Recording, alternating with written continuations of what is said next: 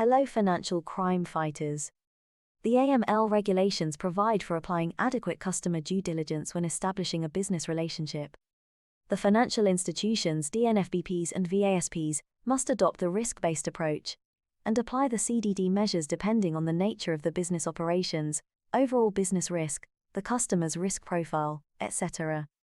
The video explores the 3 types of customer due diligence measures used to mitigate money laundering and terrorism financing risks. We also uncover the circumstances when you must use each CDD type, the measures to be applied, including the nature of ongoing customer monitoring. Let's look at each one in detail.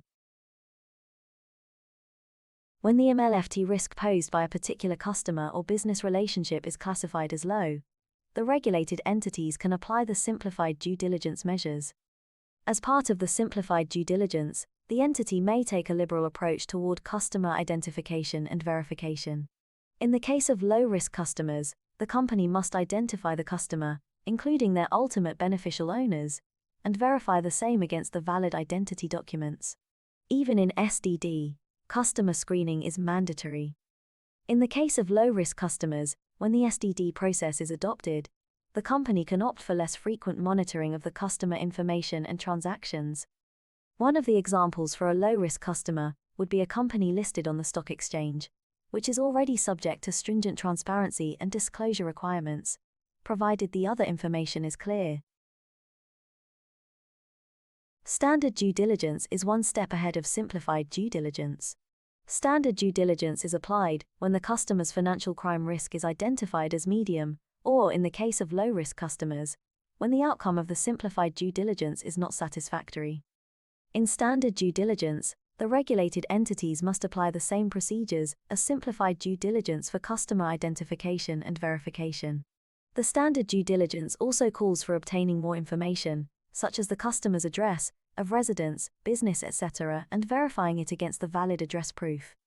Further, information about the nature of the customer's activities must be sought.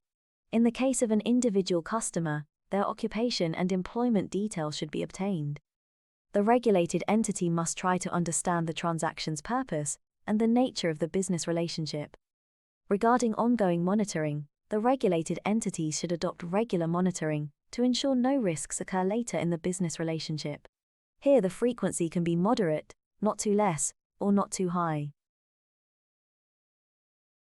When the outcome of the customer risk assessment classifies the customer as high risk, posing increased money laundering or terrorism financing risk to the business, then the company must implement enhanced due diligence measures. In the case of EDD, some additional checks and stringent measures are to be applied in addition to the measures adopted while performing standard due diligence. Here the regulated entity must obtain information about the customer's and UBO's source of funds and wealth, including its verification against reliable sources, to determine its legitimacy. Senior management must approve before engaging in a transaction or establishing a business relationship with such customers.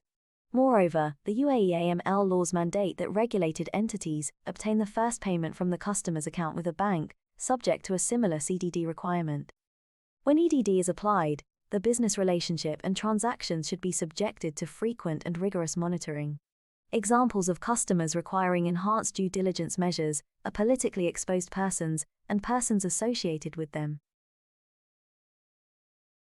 Trust that this video has helped you understand the different types of customer due diligence measures and assist you in determining the adequate measures to be applied when dealing with customers posing different levels of financial crime risks. Don't forget to like, share, and subscribe to our channel, and hit the bell icon so you never miss a video.